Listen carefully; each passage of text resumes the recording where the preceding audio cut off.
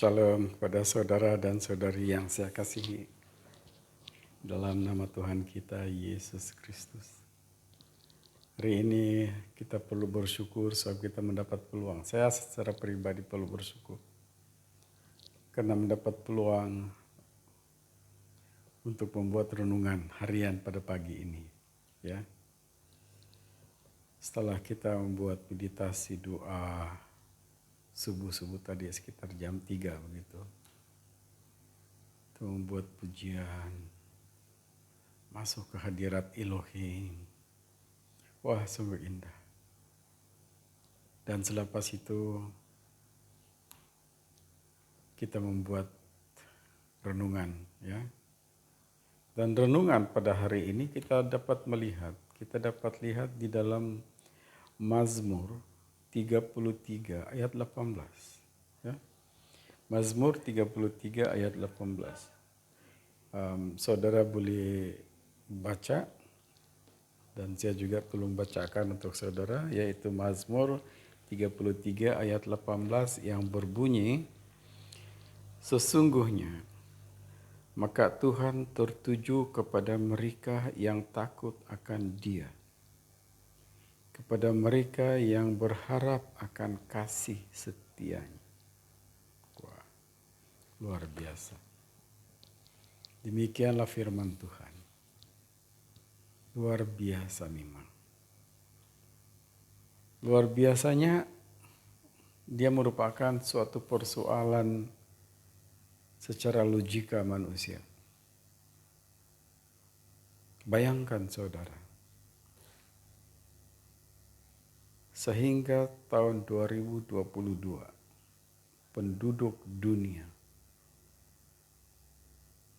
tidak kurang daripada 8 bilion. Kenapa saya katakan tidak kurang? Sebab itu yang tercatat. Yang tidak tercatat, dan mungkin mereka catat mengikut umur. Kalaupun mengikut kelahiran, tapi setiap saat ada kelahiran di seluruh dunia. Maka tercatatlah 8 bilion itu. Ya. Tapi bagaimana dengan Yahweh kita? Dia cuma satu saja Yahweh kita. Dan seperti manusia biasa, seperti manusia yang Dia ciptakan ini, manusia ini ada 2 mata. Dan serupa segambar dengan Yahweh itu sendiri, artinya kalau begitu Yahweh pun ada 2 mata. Kurang lebih begitulah pemahaman kita, pemahaman saya. Jadi bagaimana Yahweh itu melihat satu persatu manusia yang Dia sudah hidupkan di dunia ini seramai 8 bilion. Secara manusia dia tidak logik. Tetapi coba kita lihat di dalam Wahyu, ya. Wahyu pasal 4 ayat 5 dan 6. Saya tidak bacakan di sini, saudara sendiri baca. Saya cuma jelaskan di situ. Wahyu pasal 4 ayat 5 dan 6. Dalam ayat 5 itu, Rasul Yohanes menceritakan tentang 7 ubur yang menyala di hadapan takhta Yahweh itu sendiri.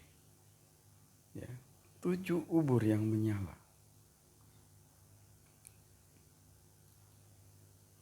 Apabila saya membaca ini dan merenungkan, ubur yang menyala artinya api yang menyala-nyala. Ubur itu adalah api kan, yang menyala-nyala di hadapan takhta Yahweh itu. Jadi bagaimana dengan asapnya itu? Kalau selama-lama menyala begitu. Itu dalam pemikiran saya. Tapi apabila kita kaji dan kita lihat di dalam bahasa aslinya, sebenarnya ubur itu dipanggil seperti lampu sulu, torchlight. Ya. Dia seperti lampu sulu. Kemudian yang menyala itu sebenarnya bukan api yang menyala. Tetapi daripada ubur itu ada cahaya seperti kilat. Ya. Kalau penjelasannya di situ seperti lightning, seperti kilat. Tapi kilat itu dia sekejap saja kan, kalau di dunia ini dia sekejap saja lepas itu padam. Tidak pun sampai satu saat. Ya. Tetapi yang menyala itu daripada ubur itu, ya, dia bersinar dan saya percaya dia seperti cahaya welding itu. Welding ataupun kalau kita buat kimpelan. Kalau orang-orang yang buat kerja-kerja kimpelan, mereka tahu maksud apa yang saya maksudkan di situ. Cahaya itu seperti itu. Bahkan mungkin jauh lebih terang daripada itu. Dia tidak akan padam. Ya. Dia tidak akan padam. Jadi apakah 7 ubur itu sebenarnya? Menurut penjelasan daripada para pengkaji, ya, dan saya percaya, saya secara pribadi percaya bahwa ubur itu menurut di dalam petikan ayat 5 itu adalah ketujuh roh Yahweh itu sendiri. Ya. Ketujuh roh Yahweh itu sendiri. Apakah roh itu? Nah, kalau kita bicara tentang roh, kadang-kadang ada yang mengatakan itu kuasa, kadang-kadang ada yang mengatakan itu roh itu macam ya spirit, seperti itulah kan. Kebanyakan diterjemahkan sebagai spirit ataupun roh. Dalam bahasa aslinya di sini dipanggil pneuma. Pneuma ini boleh dikatakan sebagai angin, sebagai nafas dan sebagainya lah.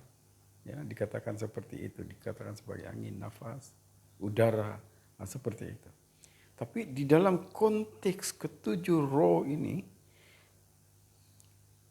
dalam konteks 7 ubur yang menyala ini, dia sebenarnya merupakan, memang diterjemahkan sebagai roh, tetapi sebenarnya lebih kepada kuasa Yahweh itu sendiri. Kuasa ataupun semangat Yahweh itu sendiri. Dalam bahasa Kalabuan, bahasa Kalabuan, ataupun kebanyakan orang Sungai juga. Kami panggil itu atod, ataupun suku-suku lain dalam bahasa Sungai dia panggil tatod. Ya, ada juga dia panggil itu. Tatod itu lain, ambiro itu boleh dipisahkan itu. Ya. Kita tinggalkan itu, saudara tidak paham maksud apa yang saya katakan itu. Saya cuma mau katakan itu dalam bahasa kami sebagai tatod lah. Tapi yang jelas di situ, spirit ataupun semangat kuasa Yahweh itu ada 7 jenis, ada 7 bahagian.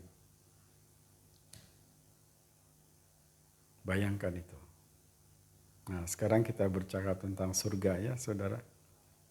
Keadaan di surga. Di surga ada 7, di depan takhta Yahweh itu ada 7 ubur yang menyala. Sekarang kita masuk ke dunia, kembali ke dunia. Di dunia ini terbahagi kepada 7 benua. Ya. Kalau di hadapan takhta Yahweh itu ada 7 ubur yang menyala. Di dunia ini terbahagi kepada 7 benua. Oke, apakah benua-benua itu? Saya sudah catat di sini. Satu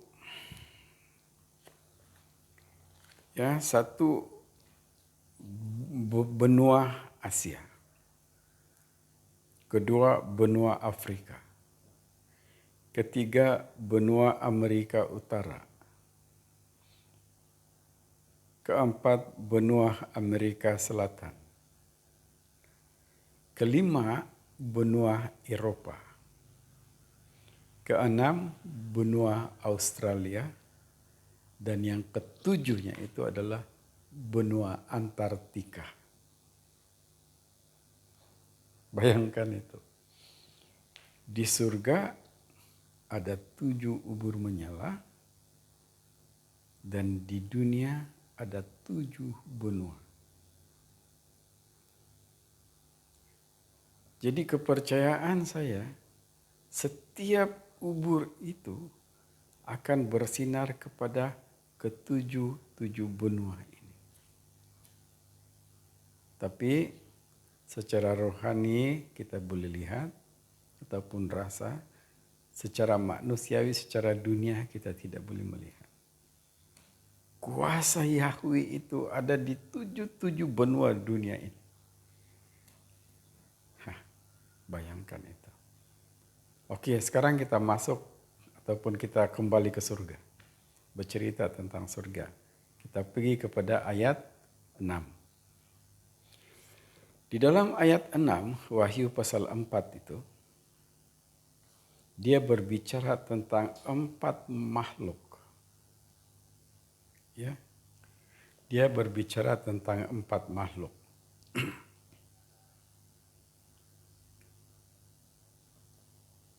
Dan keempat makhluk itu, seluruh tubuh makhluk itu dipenuhi dengan mata. Ya. Rasul Yohanes melaporkan kepada kita bahwa keempat makhluk itu dia menyerupai, satu seperti burung, kedua seperti singa, ya, ketiga seperti manusia, keempat seperti lembu. Kurang lebih seperti itulah. Tetapi Yehezkiel menceritakan kepada kita bahwa keempat makhluk itu mempunyai 4 muka. Depan, belakang, kiri, kanan. Ya, artinya muka di depan, muka di belakang, muka di sebelah kiri dan sebelah kanan. Dan setiap makhluk itu yang mempunyai 4 muka itu, muka mereka itulah ada yang seperti burung, seperti singa, ya, seperti manusia. Nah, seperti itulah. Saudara sudah tahu bahkan kalau kita lihat dalam Matius pasal Wahyu 4:6 itu, ya, dia penuh dengan mata, keempat makhluk itu. Di tempat Yahweh itu sendiri. Oke. Sekarang kita pergi ke dunia. Dunia ini bulat bahkan, saudara. Sepatutnya saya buat lukisan ini, tapi ya tidak sempat saya buat lukisan. Tapi saudara boleh gambarkan, ya. Dunia ini, ya. Dunia ini bayangkan ya, dia bulat begini kan. Nah, dia bulat begini. Ya. Dia bulat. Jadi apabila kita crosskan dia, crosskan dia, dia bulat seperti inilah kan, bulat seperti ini, lepas itu kita cross dia begini, tanda salib, ya, pada dunia ini. Dia akan menjadi 4 penjuru. Bila kita letakkan salib kepada dunia yang bulat itu, dia akan menjadi 4 penjuru. Penjuru 1, penjuru 2, penjuru 3, penjuru 4. Tadi dalam dunia ini ada 7 benua. Lepas itu kalau kita lihat secara kasar, secara bulatnya itu, satu planet itu, ya, dunia ini sebagai satu planet, maka dia jadi 4 penjuru. Dan setiap penjuru itu, saya percaya, makhluk itu menjaga setiap penjuru itu. Satu penjuru, satu makhluk. Satu penjuru, satu makhluk. Satu penjuru, satu makhluk. Satu penjuru, satu makhluk. Penuh dengan mata.